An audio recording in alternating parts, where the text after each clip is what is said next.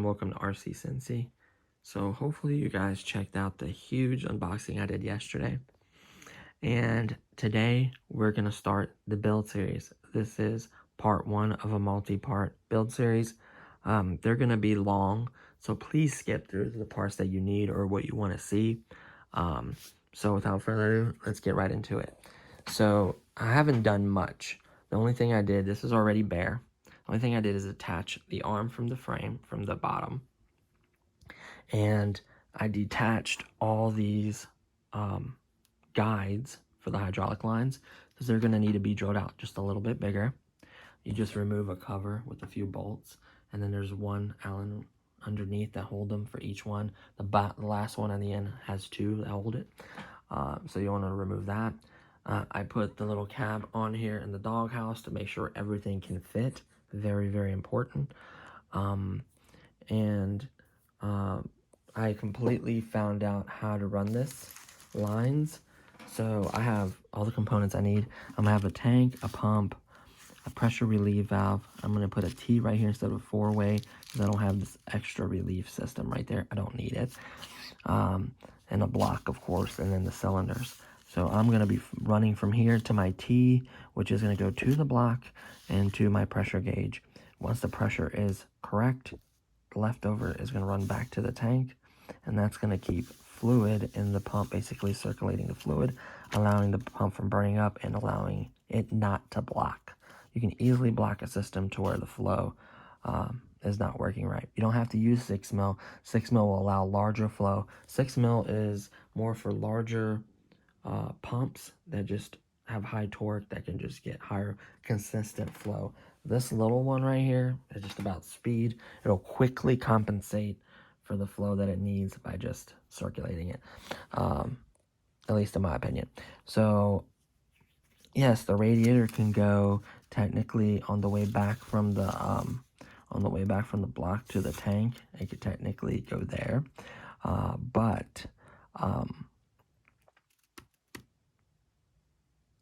yeah, so you can have a radiator between this on the return from this to the tank. I could have a radiator. Not doing any of that. Space is limited. I'm mainly worried about getting the system running and working. Later on, I could do mods and other stuff. We'll see. I may need multiple T's, so I'm going to need one to split it right off the bat off the pump. One is going to run to the block, and one is going to run to my pressure gauge. Now, the returns are going to be one from the pressure gauge is going to go to the tank, and then one from the block is going to go to the tank. So I'm actually going to need 2 T's. So what I'm going to use is, I don't have another T. What I'm going to use is, where is it at? I just had it in my hand. This right here. These work. I've seen these hold very high pressure. They do just fine. This is designed for 4 mil line. And what will happen is there'll be 2 returns going back to the tank. This will be right just a little bit off the tank, like a little bit of ways off of the tank, and there'll be a return from the block, and there'll be a return from the leftover pressure from the pressure gauge returning back to the tank. And there's going to be a total of 2 T's, well, a Y and a T. The Y's, both of them can go into that'll go, and it'll be a slower flow. I could technically put the radiator right after this, like right here, then to the tank, but like I said, I'm not worried about that. So I have my flow pattern, how I'm going to run it. I just kind of place stuff. Everything fits with the lid on. I don't know if this can be on top of here or if it's going to have to be here. We'll figure that out. The battery will fit as well. Obviously, this is not, the wires are not ran.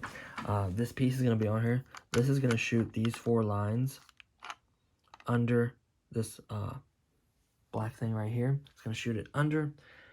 And this hole right here may have to be made bigger. See, there's a hole right there where the 3 mils would come out of. That may have to be bigger. No big deal. They'll shoot out under that, come out, and then go to both sides of the rams. The other ones will run and turn. I'll have to have some kind of guide. Turn and put it into that guide up there, and then it'll go up the arm and so forth on. Now, a lot of folks are like, why don't you put the block over here? Well, I can. Now you're thinking, well, these will be in the way. That's why I bought these. I can put my ESCs anywhere I like. This side it connects this XT30, so I can bend and move. Once I plug it up, I got wire. I can have the ESC on top of here. here. I can have it moved anywhere I need to. For now, I did it this way because it seems to work okay. This is going to be laying in here. The battery is going to be laying on top of that. It's not going to hurt anything. And on top of this fitting, possibly, it's not going to hurt anything. I may put little stilts or something to hold the battery up. We'll see. I may make something for it. I could technically use the battery tray if it clears this pressure thing, but I want to be able to reach in there and adjust that. So that's the only reason I'm probably not going to use the battery tray. Plus, it allows for more room for the wiring and hosing and stuff. It allows just a little more room, and I could take a peek in there without having to remove the whole entire doghouse off. So I could take a peek in there and see if there's any leaks or anything going on. Obviously, that's not where that's going to be. That's just kind of laid in there, showing you how many pieces you need in here. This is going to be up against here, running underneath it to the cylinders. And then these are going to come around and then run to the arm. So this is a rough draft. Obviously, all these wire would have to be connected, lines, I know all that. The pump is cool because it clears just like the original. Watch this. So look at that. So I'm going to go up as far as I can to where it fits properly, avoiding that bolt, so a little bit that way, which isn't going to hurt anything, connecting to whatever it needs to connect to. Now, one of the things that kind of bother me is none of these parts you get comes with any, hey, this is inlet, that's outlet. This is flow in, flow out. It bothers me. Same thing with the pump. Same thing with this one. Same thing with tank, doesn't matter. Same thing with this one. This one doesn't matter. So it kind of bothers me. I'm going to do my research and figure it out. Obviously, the flow won't work right. You'll know if it's wrong. I just don't want to have to do it and cut line. I have 4 meters of line. And here, it's not going to take much. It's going to be multiple strands. It's going to burn some. Most of it is going to be the length over the arm. As long as I don't mess up, I should have enough. I should order another 4mm roll. Good part is they sell this stuff on Amazon, so I can get it in 2 days. So if it's not enough, instead of waiting 3 weeks, 2 days. Roughly 3 weeks. I don't know the timeline exactly. I like to keep the lights. What else? The light strands are just tied up here. There's the tank I could have used, but I just like the fact that this fits in here, and like the cap fits in there, and everything is perfect. Like I don't have to worry about anything, right? So I'm really happy about that. You know, I'm extremely happy about that. So that thing, that's going to look cleaner. It's going to look better. Technically, when that lid's on, you're not going to see any of this. So it's going to look the same as before. And I'm extremely, extremely happy about that. I'll show you. Everything clears. Obviously, it's going to hit the wires, I know. But, like, hold on. Oh, the tank is, oh, it's hitting the tank lid. I didn't unscrew it. But everything will clear with ample room, even with the receiver being right here. You can see it's clearing everything. Look how much room is in there. So there's going to be more than enough room for this project. I know everything just moved because this board isn't screwed in and all that. I understand that. No wires hanging out. But I did it with all the wires tucked in and everything. Everything is going to fit in its entirety. So I'm extremely happy about that. What I'm going to work on is I know where all the hydraulic pieces are going to go. Obviously, it's going to go here, so it can be adjusted, or maybe further up here, or maybe like standing up, maybe even with the 90 standing up and drilling another hole and painting this black and having it. But it looks more realistic without that. I don't know. I'm just going to place it somewhere where I can just reach down in there and just turn it, right? It's going to be up like this. It's going to maybe be on something, we'll see. Or if they're at the very least, I can just reach in through the hole and turn it. So this is the layout, essentially. Obviously, this is going to be somewhere in there. So this is basically the hydraulic layout of the system. Obviously, there'll be lines running to the boom. There'll be lines running in between everything. So everything fits. I'm ecstatic. This thing is going to be a beast. This is a nice aluminum block. Very nice pump. Supposed to be more powerful than a factory pump. It showed a video of it running 8 MPa. I'm not running no 8 MPa, and it's not going to hold that consistently. The minute it gets against pressure, I think it's going to drop. I know that. You can see the tank and the fittings. Just everything. I screwed those fittings on. These were leftover fittings that I ordered, remember, for a project, and they ended up being too big. Cool part is they can be used for this, and they can screw into the tank that are 4mm.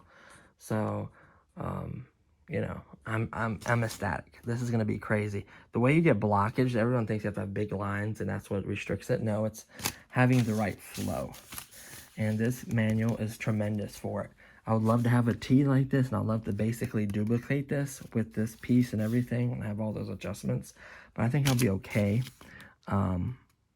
As long as the flow is, you know, flowing right, we should be fine. Yes, this tank has 3 connections. It's okay because 2 of these are technically returns. So we can just connect 2 returns to 1 and then dump it into the tank, into our tank. So I'm not worried about it. It's going to be like somewhere in here like this. So when it comes off of it, it's just going to dump right back into the tank. No big deal. One's going to be a feed and one's going to be a return, obviously. So I'm going to be doing my research. While I'm drilling, these have to be all be drilled out for the 4 mil. They will not fit. This is for 3 mil. So you just drill these out a little bit bigger and you can use all these. You want to use these. It looks better. It's cleaner. And then you have to do a little touch-up paint. No big deal. So really, the planning went a lot smoother than I ever imagined. Because it gave you a good base where the pump and everything the block was. Like, it gave you a good setup from the factory. So, yeah. So I even turned, these were actually turned the other way like this. These were turned the other way. But I turned them this way because these are going to shoot underneath that piece. The wires are. And then it's going to connect on this backside. So that's perfect. It's going to connect into one. I'll probably do this far one or whatever block it needs to be. I can always unplug these and plug them into different positions. So as long as I keep the same feed and return to each cylinder, it should be perfectly fine. If I have to reverse one of them, hit reverse, or if I have to unplug and plug it in a different channel, that's not a deal breaker for me. No big deal. I'm going to set the trim all to subs, trims all to zeros because these may have been trimmed out properly. This one has no sub trim. The only sub trim is on the pump to like a 20% delay or something to keep the pump from spinning too fast at first to not getting fluid, or I forget what it is, but that's the only little thing. I don't know if it's for surging or to make it smoother. I don't know. But the subs for the actual like servos, all zeros. That means that they centered them right and it's perfect. So that'd be nice if it's the same scenario with this one. What else? That's really it. There's a drive wheels with the thing. It turns butter smooth. Bearing, everything's still good on it. Like I said, we have to put the turn motor in there, but I'm ecstatic. Like, I could see what this is gonna look like. It's gonna be insane. And it should have plenty of power for what the kind of digging this machine is designed for. I feel like there's 2 rules that people don't realize. They expect this machine to just drive out to my backyard and start digging in the grass into the dirt with no problem. That's not the case. It's 2 factors. Number 1, it's not only the PSI. Put it this way. I'd rather have 2 MPAs at a constant strong flow than 5 MPAs at a shitty flow. The reason behind that is this can dig in tough conditions like that. I know it can. The video died that I was shooting that showed this thing digging in like the worst condition ever, and it did okay job. I mean, this stuff was clay, roots, like I would never, in my grass I should be able to do it, which I will be doing a video on that. But anyways, this only runs at 2 MPAs, which is 290 pounds, 20 bar. That's all you need to be able to dig in this stuff because it keeps that constant flow strong. It doesn't drop off. If anything, increases. So keep that in mind. It's 290 minimum, which this can easily achieve, but it's a matter of keeping that 290 constant, and its weight. That is 59 pounds with the battery in, the fluid and everything, 59 pounds. If I add anything else at all, it'll probably hit 60. It was like 59 point something. So basically 60 pounds. You need, what was the threshold? 25 or 24 kilograms or something like that, which is just shy. I think like in English, in Imperial, it'd be like what? I think over 50 pounds or something like that will allow you to dig, I think, something like that. I can't remember what they said. But this was 21 or 22 pounds on my scale. I added 2 pounds, which made a big difference. And I'm hoping this stuff is heavier with all these lines and all this stuff. And maybe I could sneak in some weights here and there once everything's put in here. Maybe use like weights to separate the space between the ESCs and that. That'd be cool. Just something that I had some weight, but then kind of put some studs or something, make like a platform. I don't know. I have tons of options. But, yeah, so think about that. Like, this is much lighter. It's the flow. Not so much the MPA. As long as it's over 2 MPAs, you should be able to dig at anything. And the flow is constant. And then it's weight of the machine itself. And it just doesn't have that. Now, we're going to increase the weight tremendously on this. I'm going to try to get it close to 30. that would almost be able to do light work, maybe if it's wet or not loose, but if it's wet, not really compacted, it'd probably be able to dig in it with a strong flow. We'll see. We'll adjust everything and make everything work. I think if as long as it's over 2 MPAs, I'm good. From the factory, it says its maximum is 3.5. With the pump from the factory, I think it's more like 2 or 2.5, if you want to be 100% honest. But that's plenty. That's bar 20. That's 2 MPAs is bar 20, 290 PSI. That is plenty. So I think that's plenty of power. Obviously, that'd be nice to get more, but once it gets to that, like it hits anything restrictive, this doesn't have that low torque to keep the flow constant. Like that one is just gonna hold at that pressure. That's what's so nice about that machine. So this isn't a bad machine. I think this is still the best entry level machine for between $1,000 and $1,300. Once you get higher than that, that's a different category. But most folks should be able to get this for 12 or lower with it shipped to their door. So that's why it's still the best entry level. Don't mess with the hydraulic system. If you don't have a leak, don't mess with it. There's no reason to mess. Throw stickers on it, do all the mods I did, but just don't mess with the lines. If I want to mess with the lines, mine would still be working right now and not have a leak. Flush the fluid, put the stickers on, put the weight in it, put the guy in there, put a sound box, walk away. This thing is nice. Loose or topsoil or gravel or whatever the construction sites typically are, you'll have no problem. It'll be fun. You'll enjoy it. It'll look beautiful in scale because it looks very spot on the 336. I know it's that 1/16 scale, which is kind of weird, but it's not bad. It's a 336. That's a 480. So technically, as long as they're not digging side by side, you should be fine using both. So just keep that in mind. So I know I got a little bit off topic, but I'm excited, guys. I'm truly excited. I cannot forget the connection for the power. Gotta unscrew that little screw there, no big deal. I have the turn motor there. I have everything else, little screws and bits and bobs in here. So we are golden. This is basically step one. So what I'll do is I'll pause this video because it's not that long, and I'll drill these out and I'll put them back in, and then I'll maybe show some of the plumbing or some of these lines. And then in video number 2, it'll show all the lines and everything plugged in, and we'll do some testing and figuring out. Maybe I'll post some more of this. I really don't want to make these too long. I know like doing all the work takes a lot of time. It's very time consuming, and it'd be expected in a video like this.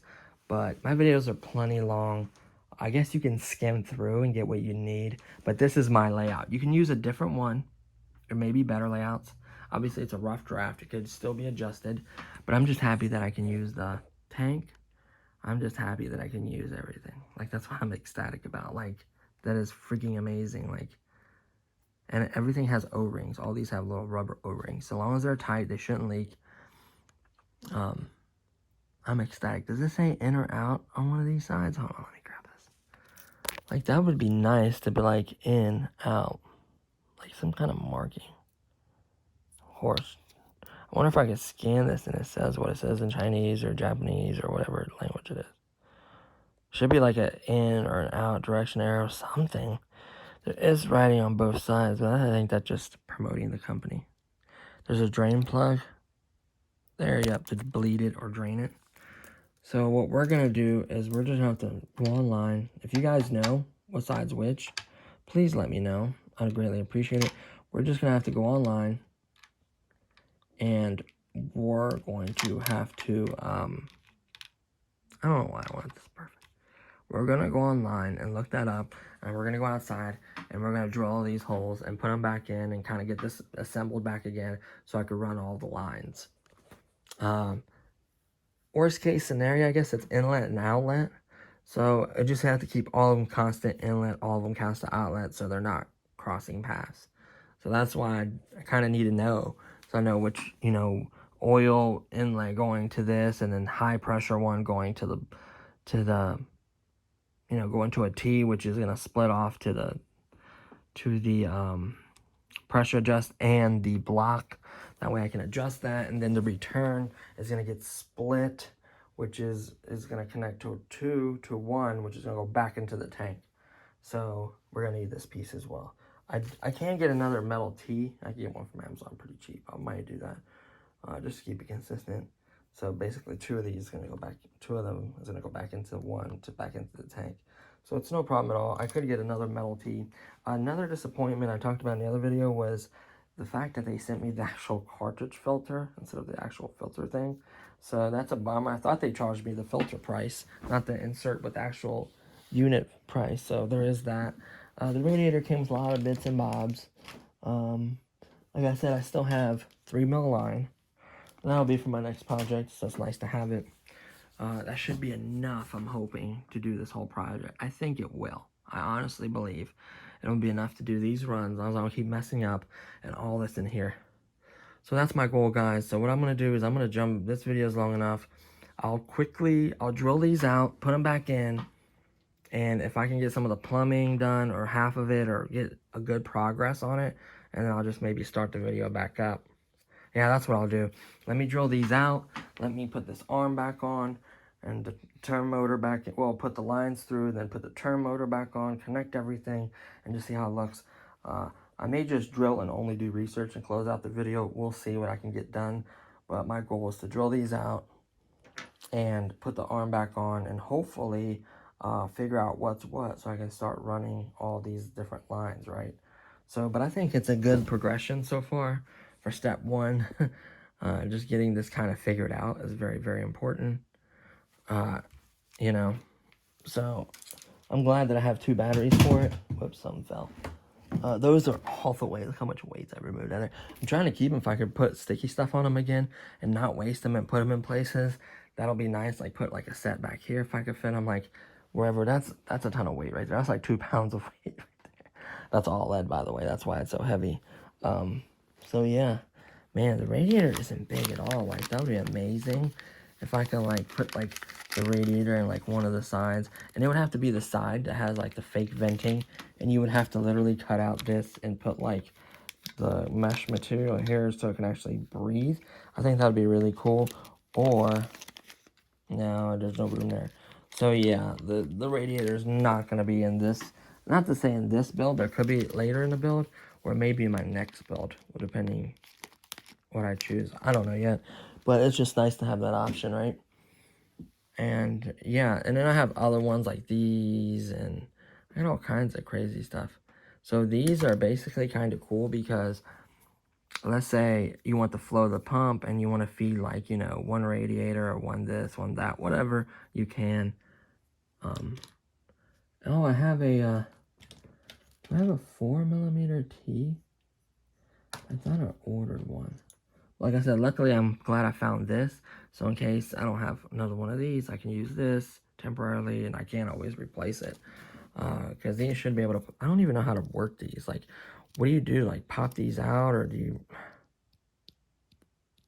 I guess you push these in and then it locks in when there's a hose or something there? I don't know. But supposedly, like I seen these same exact fittings, and he had a really big hydraulic system, and it was doing it just fine with no leaks. He had it like on his carpet. That's how confident he was. So apparently these actually work and they hold. So yeah, I'm excited, guys. That's, pause and print that out and take a picture of that or whatever. Like that's a really, really nice flow right there. You can see that, right?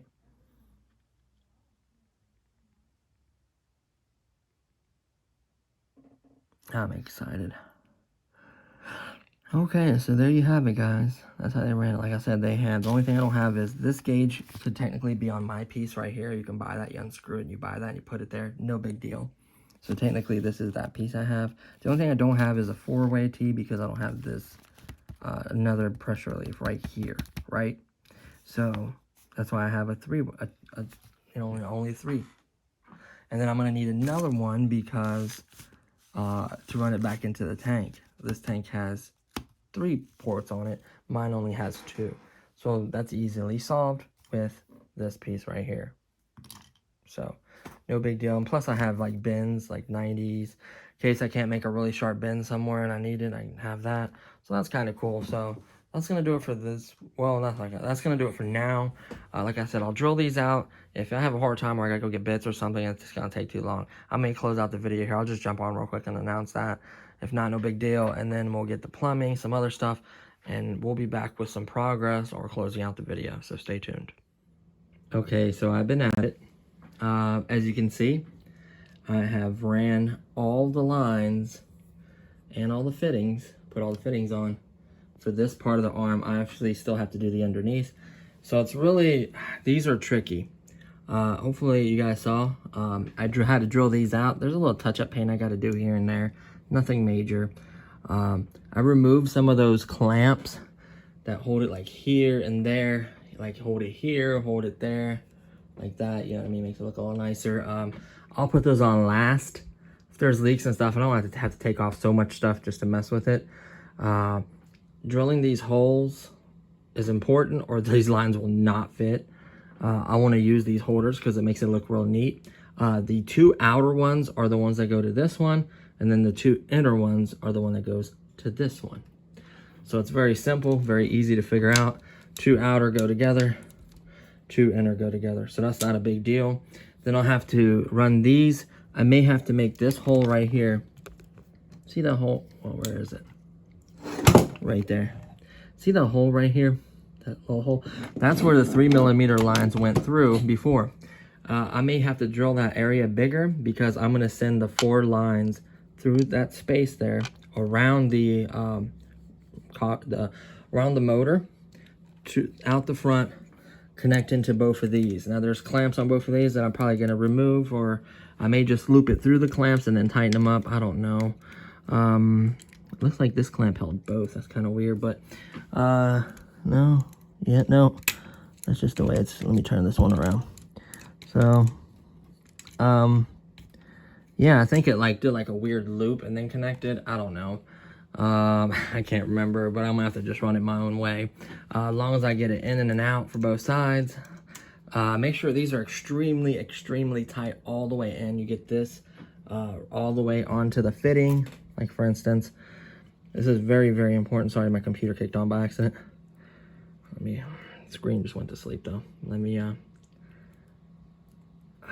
screw this. It's kind of hard one-handed. Use needle nose pliers to tighten these up. It's much better.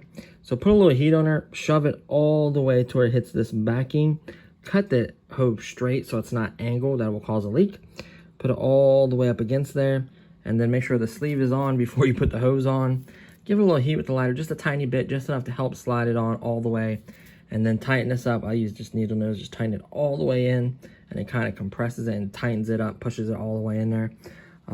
So technically, we have the full hydraulic for the arm. I know it's not the neatest little S and all that. Honestly, at this point, I just want to see the machine run. I can always change these hydraulics lines. It's not the end of the world for me. I don't know how long it took. Should have timed it, honestly. It wasn't that bad. It was difficult because of the holes were a little tight. I didn't drill them that big. I don't want to like destroy the structure of the metal. Like, you can do that if you drill too big of a hole. I also ran the lines, the lights back through the smaller holes that they have for them. So that's all neatly ran. I'm obviously have to reattach these, which is no problem because they'll be back in here by the time you see them. So I have like a little heat shrink or whatever I want to do to connect it. Doesn't matter. This block is going to send these underneath here and around the turn motor and out that little hole. Like I said, I'm probably gonna have to drill it. I'm gonna measure to see if it can even fit. So after doing those long runs, which are the biggest ones, I have this much line left, so I am good to go with the line. I was a little worried, and I haven't really, I messed up a couple little ends, but it's not like I wasted a bunch of line. And these are obviously longer because I'm worried about something happening and then having to pull the whole line and redo it. So I intentionally left them a little longer now that I know that I have plenty of line. So I'm curious to see if they will fit. So one will fit. Nope. One won't even fit through that hole they got. Or is it that space underneath here? It's gotta be maybe the space underneath there. I don't see that hole. Maybe that space right there is where they come from, I think. I don't think it's the hole. So I think with the space, I'm gonna have to screw this on just to make sure I can run it that way and bend it. Just put like a bolt in. I might, it'll stay there. Let me position this arm. Sorry. There we go. and position this like as it would be, you know, if it was mounted. And I'm gonna take some line and I'm gonna see if I can feed it under there. Oh yeah, that's the way they came in. They didn't go through the other hole. They came in right through there. So, okay. And then they go to the right and left of the cog motor. So, I may install them. I'll do the lines and then I'll install the motor around it. It's going to be maybe kind of difficult. I have to play. I'm going to leave myself plenty of line. Same scenario. Leave it plenty of line. But, yeah, we're rolling. It'd take forever. I'm so slow putting this line on. These videos would be hours and hours long. So, it's just a matter of, I know which way I'm going to run everything, and I'm going to show you guys. So my goal is to get all this lines done, and then I'm going to have to do some research to make sure what's in and what's out on a distribution block, what's in and out on this. Those are the two main things. Once I figure out what's in and out, then I can, the rest, this doesn't matter which one's which. This one kind of matters because it regulates the pressure to go back into the tank. So, well, either way it would regulate it. Either way it'll keep it, well, no, it needs to go. I think it needs to feed into here, and then whatever's left will go into the tank, and they'll keep the pressure in the block. I don't know. We'll see. So we'll have to see with that. That should be able to sit there and launch those lines through and around there, so it can kind of hang back, kind of like what the original block was, just kind of hang back a little bit. Probably like so. No problem. Right? And then these lines will connect to here, or I'll use a 90 here at the end, and I'll kick them out that way with a 90. We'll just have to see, you know, the placement and angling, and just have to see how hoses fit. Like I said, this could possibly move in an angle if it needs to, or whatever it is. It's just a matter of playing with it. But I know everything will clear in here. That was the main worry. So that, since that was solved, I could screw down the tank. Well, I'm gonna put the fittings on first and then kind of screw everything down. So I'm excited, guys. We're making progress. This is still gonna take some while. Remember, these wires have to go underneath here a certain way and come out the side. So I got to remember to do that. These get tucked underneath there as well. So when you screw this down, you better have everything the way you want it routed. Everything else, and I'll probably put a couple screws in this main board to kind of keep it from moving so it doesn't short out or hit anything. We're really in good shape. We're doing well. That's the ladder I've been heating it up with. You know, the basic tools. This file is really nice, a round file. By the way, when you get done drilling, file the inside of them, make sure it's smooth and not sharp. File the inside. Get the flat one and do like this way, so that's smooth, right? And then paint it. I'm gonna be touching up. I'm gonna have her touch up paint it later. No big deal. We're gonna have to mix some paint definitely to find that color out. That's gonna be interesting. But I just, man. Look at just that side of it, the plumbing. Like, that looks legit. I was worried the fins would be a little too big. Once you put everything on it, like, that's acceptable. It's not as scale as the other one. The other one's a little bit more, but I'm fine with that. So remember, there's a couple screws in here. Remove those.